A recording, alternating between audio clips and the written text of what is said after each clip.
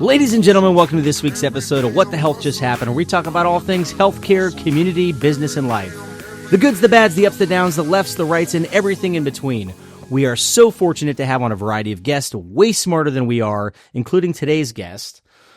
I thought about this. I would say LinkedIn legend for sure, and now founder of Tillirson Consulting Group. We might talk about Red Flag Hero. Did I say that right? Yeah. Sims Tillirson. This man flew in town from South Carolina, picked him up from the airport. Let's party. And boy, are my arms. Oh, yes. Right off the bat, a lame dad joke. Man, we should have wrote some down. Sims, welcome to Jacksonville. Tell me a story. Joey's snapping pics of me through the window. Oh, Joey Jansen's in the background. Paparazzi. So throwing me off my game. You are one of a few guests that have come in town to join us. I'm excited. We've been connected on LinkedIn forever. You put out hysterical content. You do dabble in employee benefits, that world, right? But you're not a broker, consultant. You don't have to deal with all the BS that comes with it. What are you doing right now? Yeah, so I'm, like you said, running Tillirson Consulting Group full-time as of about 2 months ago. And what I'm doing is I'm retained by a couple of brokerages and vendors in the EB space to advise and run their go-to-market strategy. Pause that. What does EB stand for, Trey? Electronic something? I don't know. Employee benefits. Oh, my That's God. what 212 does. Hey, that's Idiot. why I'm here, dude. So, Good. Good start. All right, I'll cut off the acronyms. No. I love it. That's why it's great.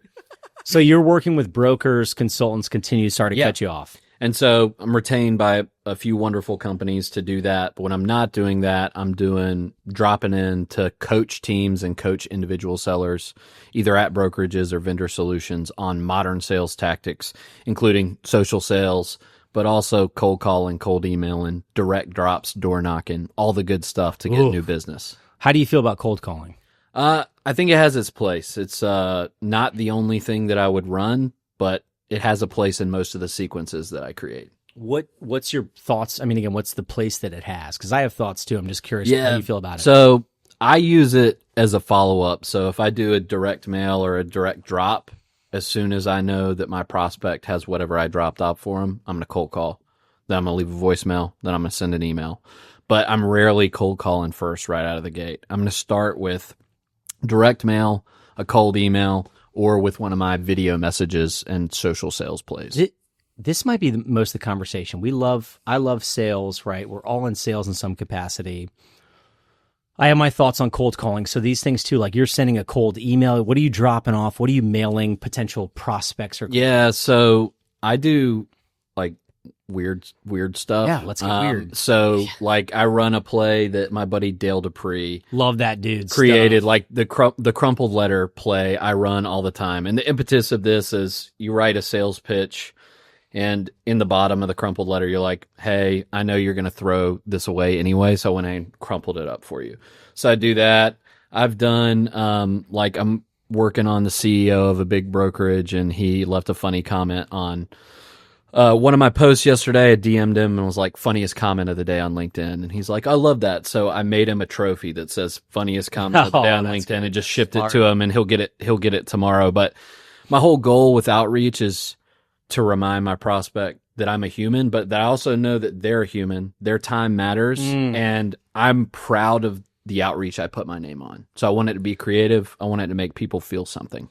Very creative, everything you do. Go ahead, Trey. How often would those interactions through the DMs, you mentioned probably like text or you're sending a trophy, how often would it be like an actual video response to that particular potential client or whoever you were outreaching? Yeah, so when my primary outreach method is video DMs. Love like it. that's my Like fastball. on your phone, like, hey. Straight to dude. LinkedIn. Yeah. Straight to Hell yeah. LinkedIn on my phone. Love it. I ran a workshop in Anaheim for some brokers a couple of weeks ago. And we ripped off some live, and it was a blast. But We should send a DM live while we're recording this to a prospect. I mean, we can. Not a well, bad also idea. save it. But It's authentic, man. I mean, It we doesn't can. get any more Yeah, authentic than that. it doesn't. And the way I talk about it, like when I talk to CEOs, they're receiving hundreds of outbound messages a week, some a day.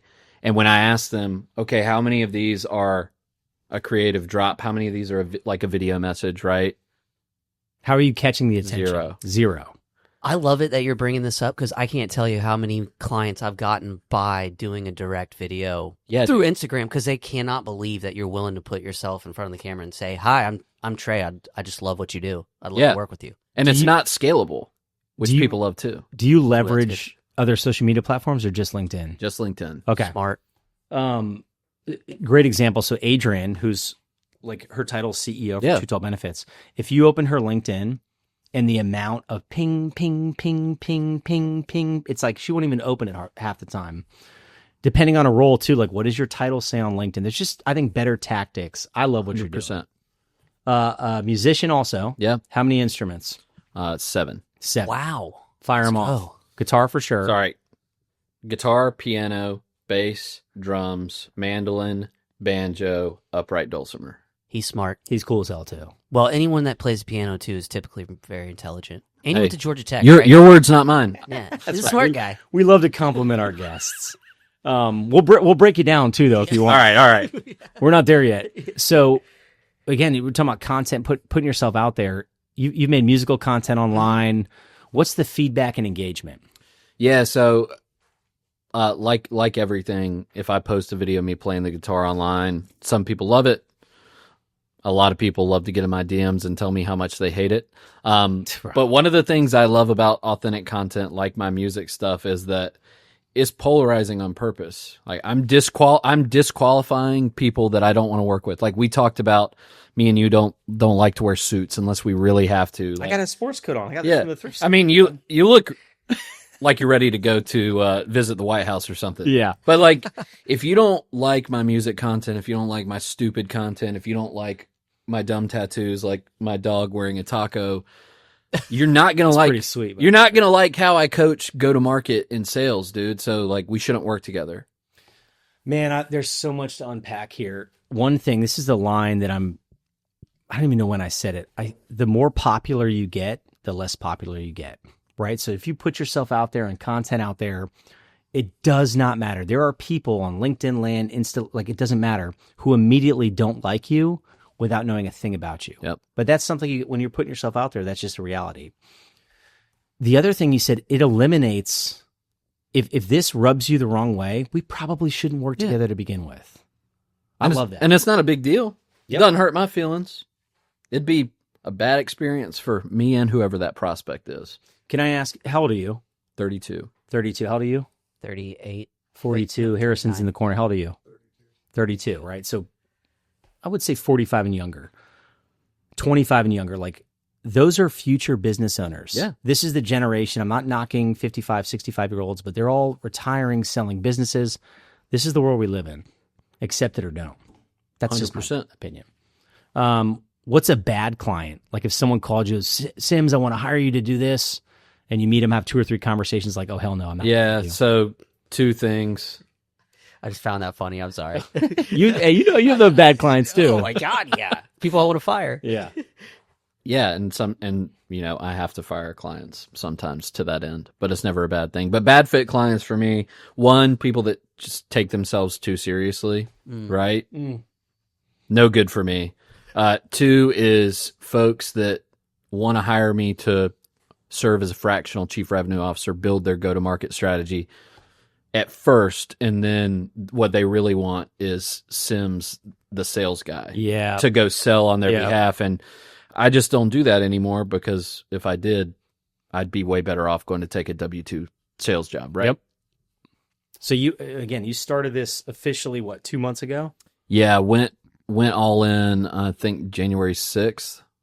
I love these. Go ahead, Trey. No, that's awesome. Hell yeah. We call it like burn the ships, right? Hey man, this is plan B and C. It's like, no, burn the ship. Oh, look at this guy's got a tattoo of it. Burn the ships, baby. Yeah. But you know the concept. It's like, you know what? You've created this online reputation in employee benefits, EB. That's next time we ask what EB is, which is a very stagnant, boring, not sexy. You've created this environment that I respect. I think is awesome. And some clients just aren't a fit for it. Right. And it's taken me time to learn that because I've been doing consulting off the side of my desk for 3 years, 4 years. But it's taken me time to learn, hey, I don't like to work with clients like this. And so when we find that out, we, part ways amicably, and I try not to bring on another one that looks like that. That's right. Don't burn bridges also. You can burn the ships, but don't burn bridges. So employee benefits specifically, you've been in the industry in some capacity for how long? 10 years. 10 years. What are some things you hate about the industry? There's probably a lot, by the way. Yeah, there's a lot, but it comes down to me misaligned incentives and lack of transparency, right? So I've worked on the big carrier side in underwriting. I know what loss ratios look like. I've worked for technology companies, engagement companies, enrollment firms, pre-seed to Fortune 250, right? And I've seen a lot, but the two big things that we could fix is, hey, let's make sure that the employer, the policyholder, the person that's going to receive care or insurance, let's make sure the person providing that has incentives aligned to theirs. And then let's also just make sure we can all make a lot of money in this business, and I have no problem with that. I love it. But let's make sure we're honest about how we're making it. Amen. That's the transparency part, right? There is so much money going around in insurance. You guys know I'm pointing over here at Harrison and Trey, but there is a lot of money to be made, but not at the detriment of the consumer. That individual person, like, it makes no sense that if your costs go up because of the cost of healthcare and insurance, that I make more money because your costs go up. That's the biggest thing that rubs me the wrong way, and it goes back to transparency. What do you love about the industry? That's tough. It is and it isn't. So I love that there is a small group of clinicians and consultants and folks like us who see a better path to make this industry work for people. So I love that. I love that we can help employers take care of their employees the right way when they want to listen. And I love that we're starting to push back toward like holistic wellness as the first step of having a healthy, engaged workforce instead of just focusing on, hey, let's drown all of our employees with 1 million insurance products, and that's how we'll make them healthy. And check the other thing too, when you go see a physician or let's say ER or whatever, let's make sure we check all the boxes and click all the CPT codes, which increases our reimbursement rate. You get it. I say this sometimes too. I think the number one way to fight rising healthcare costs is to take care of yourself as much as possible. You don't need it. Can you talk about that? Like, you've been on quite the health journey personally. Yeah, dude. So I'm pharmaceutical free as of October, November of last year, after having been on antidepressants or some form of pharmaceuticals for about 15 years. And the way that I made that change was actually by leaving primary care physicians that are owned by hospital systems and moving to a direct primary care. DPC. The first thing I did when I sat down with my DPC is I said, look, I don't know how long it's going to take us to get there, but I want to live a pharmaceutical-free life. Can you help me do that? And she said, absolutely, I'll help you do that. This is in your area. Yep. They're popping up everywhere. I think it's great. Some, again, they're not all perfect. It's like anything. Sure. But you said there versus if you go to your primary care physician tied to X large hospital system, walk in, get your vitals, click, click, click, click. What's wrong? Okay, what do you need? All right, here's your 4 or 5 pills. 7 minutes, I'm out. And that's what it was, man. So I originally wanted to get off of antidepressants when my first son was born, a little over 3 years ago. Tried to taper down, had some really bad mental health consequences. I had to go back on, and my big box primary care doctor at the time was like, see, this is why I didn't want you to do this, right? Did you quit cold turkey? That was the consequences, or you tapered down? I tapered down, but it's like when you get down to zero, not everybody understands how horrible the withdrawals are. And, I've gotten clean from cocaine and opioids and all kinds of stuff, and nothing beats trying to get off of antidepressants, how badly they hurt you, how much they make you think thoughts you don't want to think, make you want to do things you shouldn't do, right?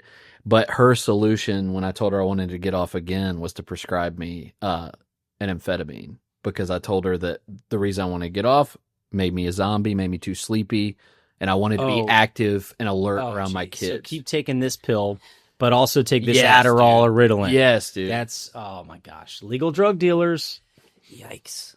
So you were pharmaceutical free as of, you said October of last year? Yeah, November? October or November. Congrats. That's awesome. Thank you. Do you dabble in other pharmaceuticals? I like to talk about this openly. So I don't dabble in pharmaceuticals, but I'm a big believer in plant medicine. So, Okay. That's the term I was looking for. Plant medicine. I've got I live with complex PTSD, some bad stuff that happened to me when I was a kid. And I also have a chronic back injury from agriculture work, which is what I did before I got into EB. So I use cannabis and I use psilocybin mushrooms in a variety of different ways to manage chronic pain as well as my mental health. We had talked about this in the car ride here. Chime in if you want. Oh, yeah. Again, the world is changing fast. I would argue for the better. Oh my gosh, doom and gloom. Watch the news. No. Legal marijuana, and I would argue psilocybin is been around a long time, medically proven. For whatever reason, it got the rap it did. I'm on board for it. That's the point I'm making. Agree or disagree, Trey? Oh, I agree, but I also agree, or I'm in the mindset of just like let people do what they want to do and experiment, as long as you're willing to accept the consequences that come with it. But, 100%. Yeah, so I'm all about it. And for me, I just feel better about using a plant that grows in the ground all by itself than I do about taking a pill every day. Or booze, man. We talk about this too. There's no hangovers. Oh, jeez. Booze Topic is a change. tough one. Booze. I still drink beer. I try to limit liquor, but like I don't care. At 42, if I have 3 beers or 15, like I feel like crap the next day, man. Yeah, I can't do it, dude. It's been 6.5 years for me since my last one. Nice. But I was the guy that I've never had 3 beers. You're like 30. You and I. Hey, let me tell you what. 10 years ago, you and I would have gotten a lot of trouble. We would have been hell on a bar, man. Hashtag not healthy. I hate to have been a cold beer around us. Yes. Today, man. Oh my goodness, that's dangerous. So we'll go back to. I do want to talk about Red Flag Hero too. Yeah. We love shout outs, name drops. Like we had mentioned Tiffany Ryder. Yeah. Never met her. Love the stuff she puts out. She was an ED physician or PA. Yeah. So she was a cheerleader for the Redskins. That's and right. then became the Washington Commanders. Yes. Okay. But it was back when they were the Football Skins. team. Okay. The Washington football team. Yeah. And then she became an ERPA and she burned out. She got that job. How can you not? Yeah. From the story she's told me, I'm surprised she lasted as long as she did. And then she went on this journey to, like, she paid a bunch of money to a bunch of people to learn how to write, create content on the internet. And that's how she started popping up in our world. And that's how I got introduced to her. Yeah. So I worked in the ER downtown in Jacksonville here as a nurse, worked in the fire department. Like good luck not getting burnout working in the emergency setting, just the way that the healthcare system is built today. So again, we love shout outs. Tiffany Ryder, who I've never met. I think she puts out great stuff. What is Red Flag Hero? Yeah. So Red Flag Hero started as Tiffany's like tell all Substack blog to like alert people to the misaligned incentives, to the bad things that are happening, to the reasons that physicians and clinicians are leaving the healthcare field in droves, right? And what it has evolved into is 2 things. One, Tiffany and I do like outsource social media content where we're the actors, where we create the content, post it on your behalf. And then a new offering that we've just started is that we've got our own camera crew, film crew. We're going to fly in to different cities around the country, grab a studio, bring in executives who don't have time to create their own content, interview them, ghostwrite content for them, and let them walk away with about 3 months of long form text, short form text, short form video content that they can post on LinkedIn. That's pretty cool, man. That's the world we live in, I think. Oh, totally. I know guys doing it all over the country. If anything, the interesting part is how small the crew sizes have gotten. Yeah. And how you can actually get the budgets low enough that you can start getting people to buy into it more and more. Yeah, 100%. Because we're talking about what the cost we have. Like I can get you in the studio out with your 3 months of content for $15,000-$20,000. That's super reasonable. Yeah, that would have cost hundreds of thousands. I don't know, probably 10 years ago. And imagine just the time cost to try to like learn how to do this stuff, because it's taken me almost 5 years like really know what I'm doing. I still don't know what I'm doing, by the way. That's what we say it all the time. How often would you go out to a project, film a package, and then does the content ever become stale in y'all's industry, or it's not? The industry's not moving quick enough. And I used to do political stuff. Yeah. It's like stuff will become stale like 2 days later. I think it depends on the people. Like the concepts we're talking about, even direct primary care, like the number of direct primary care led employer health care plans in the country is not large. Okay. Like we're Very small still percentage. on the front end Yep. of a lot of this like innovative stuff, which is really just us going back to the way we used to do things years and years and years ago. So I think that a lot of the content has staying power, at least for like a year. Sure. But you can't capitalize on other social media trends that we steal from like TikTok and bring to LinkedIn. Those are the things you miss out on. Go ahead. This might be a question I always ask Eric. How far is LinkedIn away from like becoming almost a video platform? I know it's becoming that, but more of where like they will pay to have people have a LinkedIn podcast, or they will pay to we want you just to have content for LinkedIn. Is that something you see in the future? I think we're still pretty far away from like a creator fund Gotcha. type of deal. We're just now seeing the first wave of D2C like influencer partnerships. Yeah. Because still for me, like my influencer partnerships, they're employee benefits and healthcare brands that I've worked with or that I know that pay me to ghostwrite a post for them, right? It's like the only person I know that is sponsored by a D2C brand is my homie Darren McKee. Shout out. He's like Shout out, Darren. Yeah. LinkedIn GOAT, 150,000 followers, huge. Damn. He did a partnership with Mizzen and Maine a few years ago, but he's the only one in existence that I'm aware of. But for brands that are willing, I think, to take that leap, we're on the front of the front end of that. We got about, I'm looking here, 2 minutes to commercial break, but like TikTok exploded. They're paying content creators, right? It's quick hits. Instagram, they always change. Facebook and Instagram always change. LinkedIn, to me, I would argue is the most professional of social media platforms. Yeah, absolutely. But it is still a social media platform, depending on how you use it. But it's coming, man. If you scroll LinkedIn right now, you're going to see 25% videos on your thread. Yeah. That's how I feel. Yeah, I definitely do too. And I dig it because I think that video is, and this is going away quick, but video is the only safe place where I know you didn't create your content with AI if it's unpolished enough. It's But getting close, it's getting dude. close. I saw a video the other day where I'm like, come on, this is where we're at with Say, AI. that's a great topic, second half.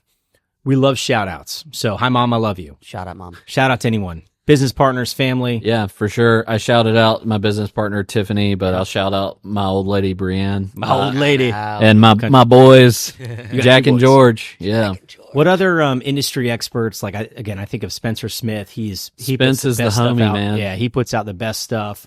So smart. Who else are people you're like, man, you need to follow this person. They put out great stuff. Yeah, I mean, Tillirson, by the way. Put him on your list. Spence, for sure. My buddy Chris Hamilton that runs the practice over at Hotchkiss is great. Emma Fox, David Contorno doing some really good stuff. Amanda Volner's creating a lot of really interesting content now. So there are a lot of people that are starting to grab onto this idea. Chris Hamilton, by the way, has been on this show 2 months before Trey started. We got to get him back out here. He For sure. Just great information, but he's in the EB world, by the way. You got something to add before we wrap it up? Commercial Absolutely break? not. That's what the hell just happened! Welcome back to the second half of What the Health Just Happened. If you're here on the radio show, good news, you can catch the full episode on your favorite podcast or YouTube under What the Health Just Happened. We have Sims Tillirson, who flew in town from South Carolina, by the way, founder of Tillirson Consulting Group. We talked about that first half. Maybe we'll hit it second half. Part of Red Flag Hero. Works in the most sexy, exciting industry in the world, employee benefits. Yeah, exactly. Which I've got to That's say. the short. I've got to Only say. one. I've got to say that tagline that you said. Okay. Again, blast first half. The fact that you came in town for this, we're honored. I knew we hit it off. I wanted to pick you up from the airport to get that hang time. So Yeah, my wife just needed a night alone, so that's here I it. am. You're good, man. You wanted that hotel room by yourself, no kids. Okay. So healthy or not healthy? You understand the concept? Yep, I'm with you. Healthy or not healthy, having a hotel room by yourself without children? Healthy. Okay. Healthy or not healthy, tattoos? Healthy. Healthy or not healthy, chugging an entire can of sparkling water? Not healthy, dude. I kind of want to try that, by the way. Healthy or not healthy, custom Nikes? Super healthy. What's your boy's name? Matt Williams with Can you discomfort. kick him up on the table? Oh, yeah, let's do it. boom. So All right, here's, it's- dude, these are sick. Here, put him in the shot. We'll get a little more. screenshot. Yeah. This is good on the air. See, These, can you see that Hey, right we there? love shout A outs. little bit more. There we are. So- All right, got it. Joey Jansen That's is your in his thumbnail. office designing shoes. Here's my custom boot right now. Hey, you can't even get. Well, you can't Okay, get so that. custom shoes, healthy. Your buddy makes those. We might go back to that. Healthy or not healthy, alcohol? Not healthy. Healthy or not healthy, microdosing? Healthy. Healthy or not healthy, bachelor parties in Jack's Beach? Healthy. Healthy. So his brother works in our industry, does all the event planning with True. Okay. They had their bachelor party in Jack's Beach. I guess it's been a couple years. Yeah, been a couple years. Where'd you guys go? Obviously, Lynch's. We met them. I tried to set them up to see a couple bands and stuff. They had a beach day. I Okay. think they did all right. We rented like this really big, badass like mansion place, Sweet house, yeah. and mostly just kicked it there. But when we came down and hung with you guys at that bar, that was pretty sweet. We came and met them at a spot. I don't even remember, Jekyll Brewing or something. All right. Let's see here. So, good dad or bad dad? You got any ideas? I don't. Good dad or bad dad getting tattoos? Good dad. I like tattoos also. Good dad or bad dad? I love this one. He told me this story. Driving from South Carolina to Orlando with your mother-in-law in the back seat and a kid having a blowout in their diaper. Bad dad. You ever had a diaper blowout? Come on. How do you, Millions. how do you react? Millions. Yeah. How do I react? I freak out. Thank God for my wife. Do you change diapers? I do, just not complete blowouts in the car. Yeah. It's too much for me. This one was gnarly. We have a close friend, you know his name. He never changed a diaper. He has 3 kids, and they're all out of diapers. He Bad never dad. changed. Bad Bad dad. Bad dad. Yeah. Good dad or bad dad? Bad Change dad. diapers for your wife. Come Oh my on. You gosh, got to do that thank for you. your wife. You got to help with the dishes, like the pumping stuff, make the All right, bottles. now that you brought it up, I swear that turns. My wife's told me it turns her on whenever I do dishes or like laundry. Good dad. Good dad. yeah, Good good dad. dad. Good dad. Now we're going to start a chant. Oh my gosh. All right. Anyways, Hey, this is going to get, I don't want it to get too weird, but screw it. Let's do it. whatever. The things your wife says, like that turns her on. You know what my wife has said flat out? Like, I get more attracted to you when you're a good dad. So when I'm coaching their sports, playing outside, totally. like, right? And is it the same for you? It's the same for me. When I like walk in and see a sweet moment between my wife and my kids, it doesn't Yes. it doesn't like Oh, turn yeah. me on, but Good mama. Good mama. But I'm just Come on, like, come on. Yeah, That's true. awesome. It's true, That's- man. Again, that's healthy. That's healthy. That's hashtag healthy, right? Absolutely. Yeah, I'm wearing that shirt. I almost was going to say, what else turns your wife on? But that would have been. I mean, where do I start? The list is so long. When I shut my mouth. That is a great. Let's do that. Good dad. What drives your wives insane? When I'm not nice to the kids. Not nice to the kids. Yeah, so bad dad. When he's a bad dad. Yeah, bad dad. That's good dad, bad dad might be a new thing. I think it should be. I like the healthy or not healthy. We can't do good husband or bad husband. That's too many Oh words. gosh, no! Throw too many people under the bus. My old lady gets really mad. We play in the yard with the water a lot because it's warm in South Carolina like it is here. If I spray her with the hose, She doesn't like that. yeah, even if it's like a flirty little, Yeah.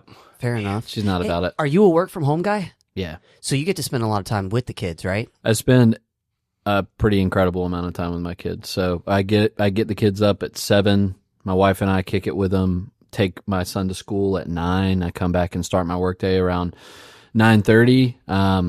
My youngest will be at the house. I'll see him between 9:30 and noon. At noon, I go pick my son up from school and we have lunch together. Good dad. Good dad. Good dad. Good dad. It's just that's the beauty of me owning my own business now is that I can build my day like that. But yeah, I think my wife and I probably spend an extra 20 to 30 hours a week with our kids compared to people that go into an office. Hashtag healthy. I heard a stat the other day that parents only spend 33 minutes a day, like in full contact with their kids. That sounds right. Like, Is that relevant to like? no. I was gonna say the problem is phones. Like That's what they're. But it's like eye to eye, no phone. 30 minutes a day is all an average kid's. And that's tough. We've had to, like, my wife and I have to hold each other accountable on this, like, to put our phones away after work. Mm-hmm. have you heard of the brick? Yes. Have you ordered one? I've never I ordered just one. ordered one yesterday.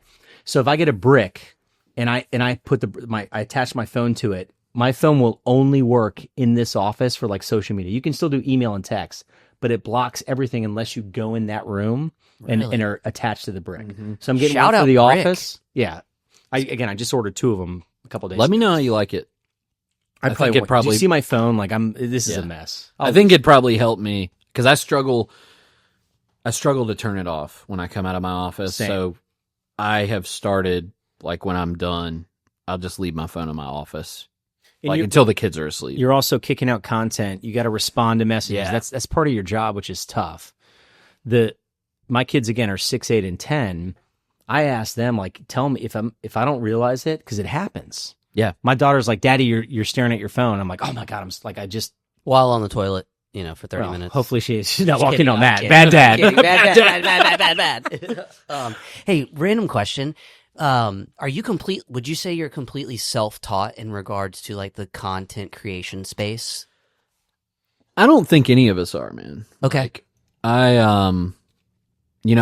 I came up with Spencer under kind of the wing of like Andy Neary early. Yep. And Andy's great too. Andy's Shout great. out Andy. So These are guys in our industry that I would put like they're in a tier of their own. You, Okay. Spencer, Andy, Chris Hamilton. Sorry, continue. But Andy was like one of the original dudes that did that. So I came under him a little bit, but like I don't create content like Andy anymore, right? Like we all have our different flavors, but I pick and pull things I like from other creators, from other platforms, from like my time being a musician, like, so I guess I am self-taught, but I think if I didn't have access to see other people's content, like my content would be horrible.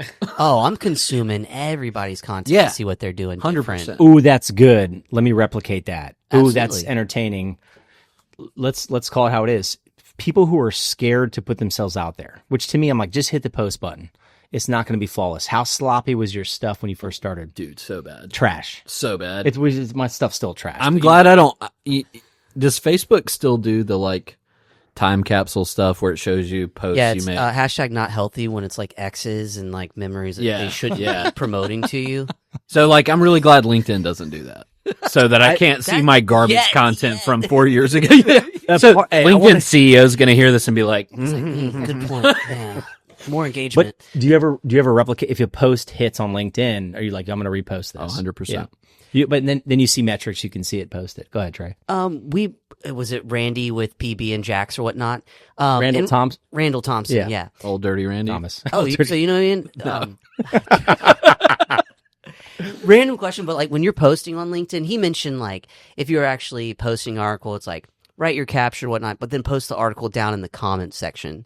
Is that something that you think results in more like engagement or a better chance on LinkedIn? So there's been big discussions about this for a couple of years about does posting a link in my post hurt my engagement. So I've had creators way bigger than me test the theory, and it's been debunked.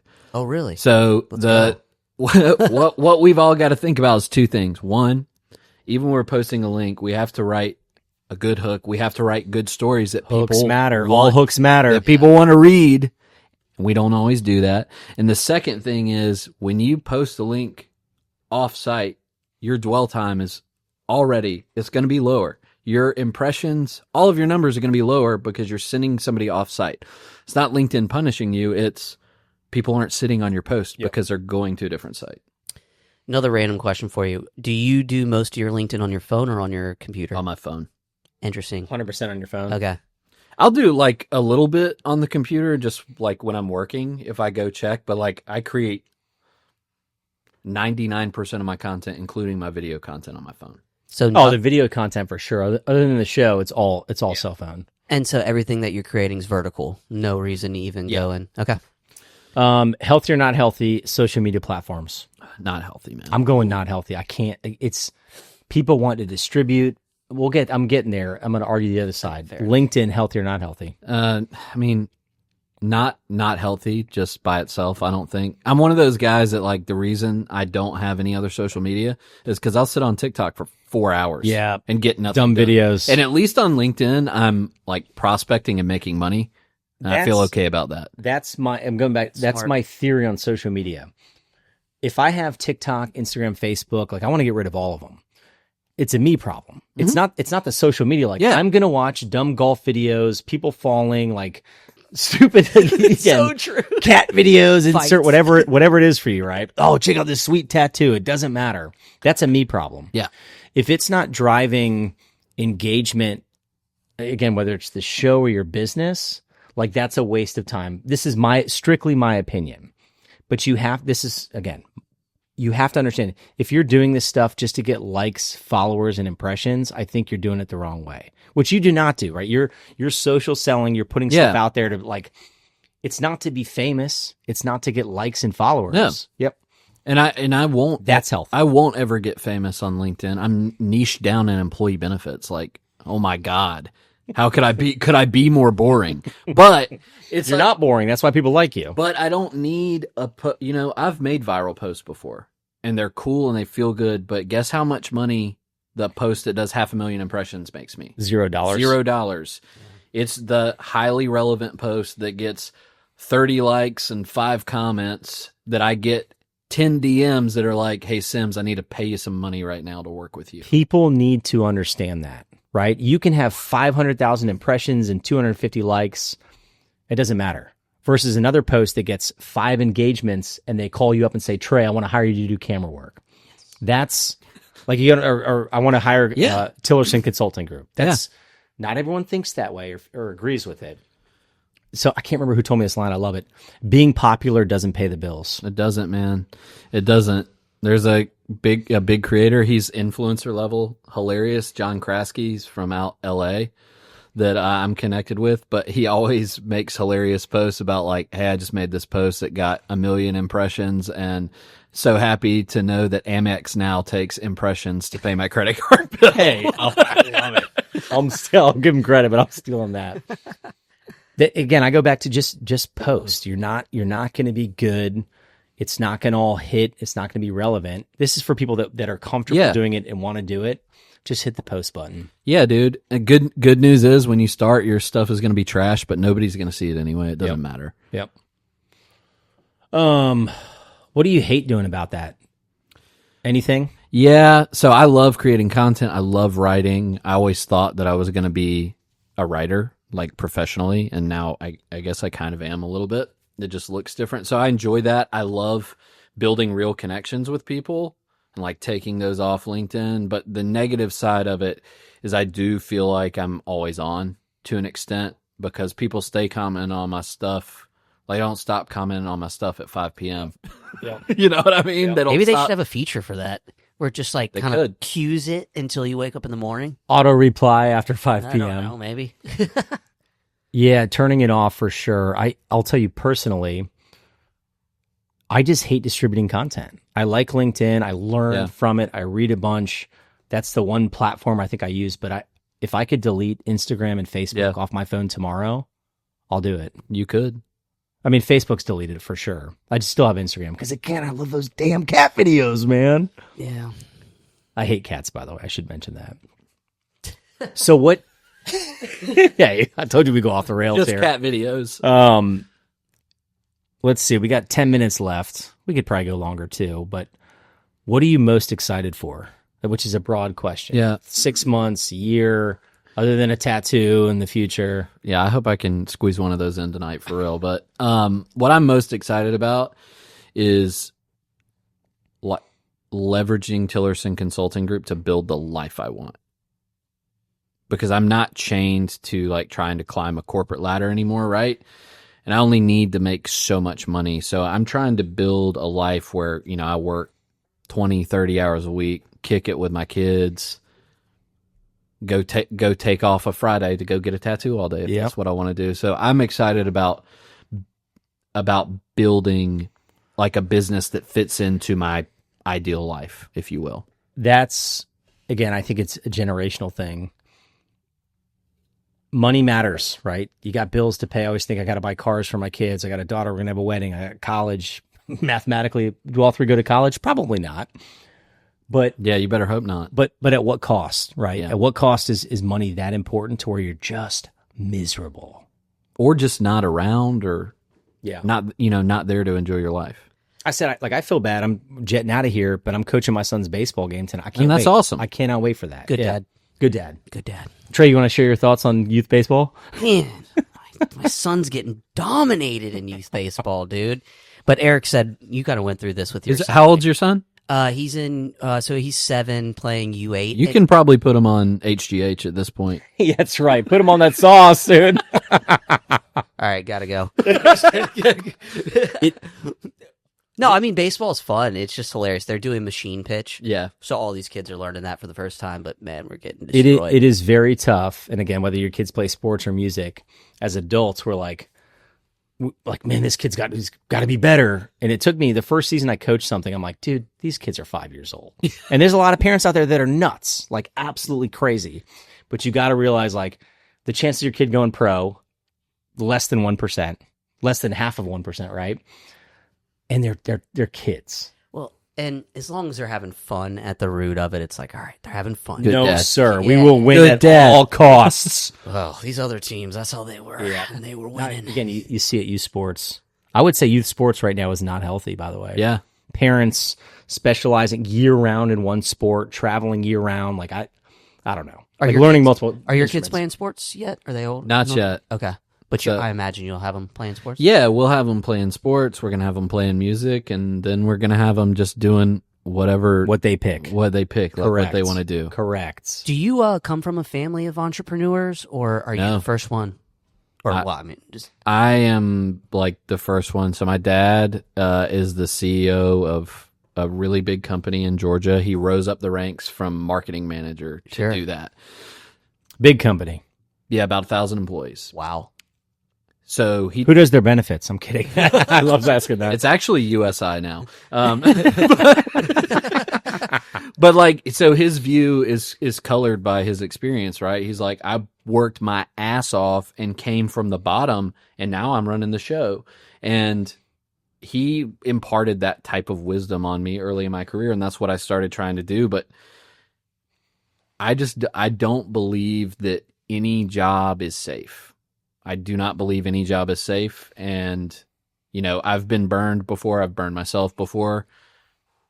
And I just decided that I would rather be in control of my own destiny. Plus, I'm super hard to manage, man. Can you imagine?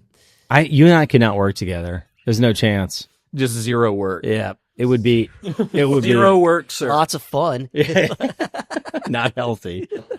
Anything that scares you? Like, I'll tell you my fears about work, professionally, parenting, but like you're going all in. What scares you?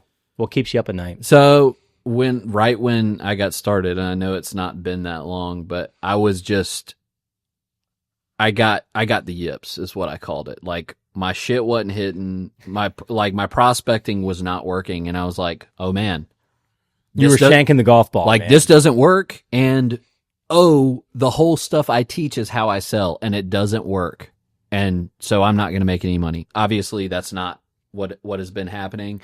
I do have fear that like the pipe will eventually run dry. Like, how many more brokerages, how many more companies are going to pop up that don't know how to sell into the EB space? That's probably not true either. But I'll tell you that I made a really simple shift in the business recently that's helped me with that. And that's, instead of focusing on my annually recurring revenue, that I only look at my business in chunks of 1 month.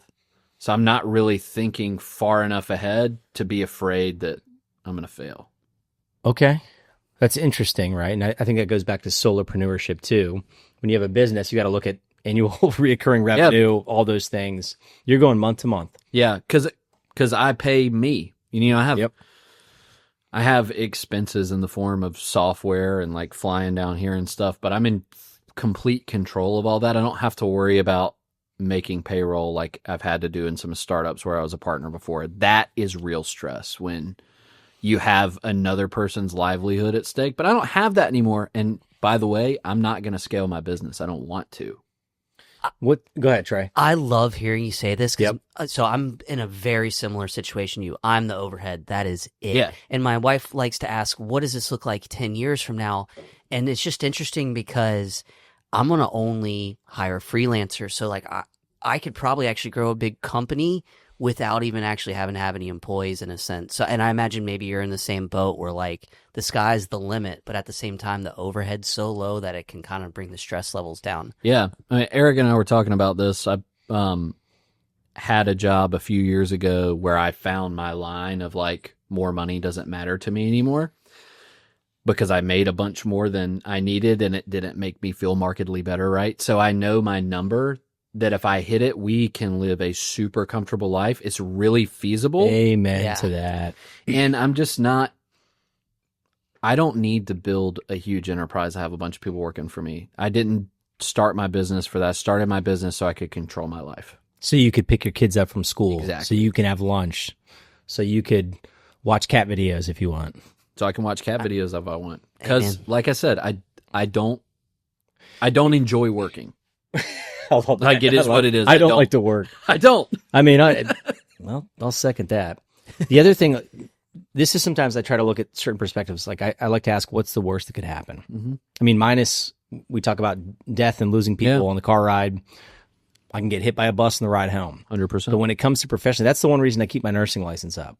If all of this hits the fan and shuts down tomorrow, I still have a backup plan. Yeah. What you're doing now, like, you're not going to get a second chance to do this. No. And let's say, God forbid, which it won't, this guy's going to crush it. It doesn't work out. You have 10 landing grounds afterwards. Yeah, like I still am a sales guy. I still know how to sell. Yep. And I can go get a W-2 doing that.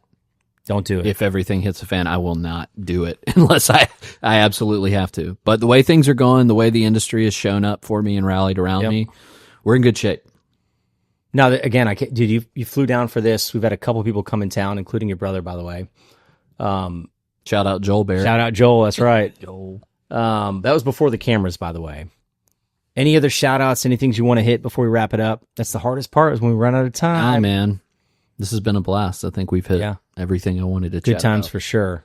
Sims Tillirson Consulting Group. Check them out. Trust me. Definitely the EB space that stands for Employee benefits. There you go, Trey. Got it. I imagine you'll probably start picking up other clients outside of EB, by the way. I really think that. Yeah, so I'm doing a little work in the QA space for IT. I've worked with some CPG companies, and I've also worked in some blue-collar industries as well. Sky's the limit, brother. Yeah. Sims Tillirson. That's what the hell just happened!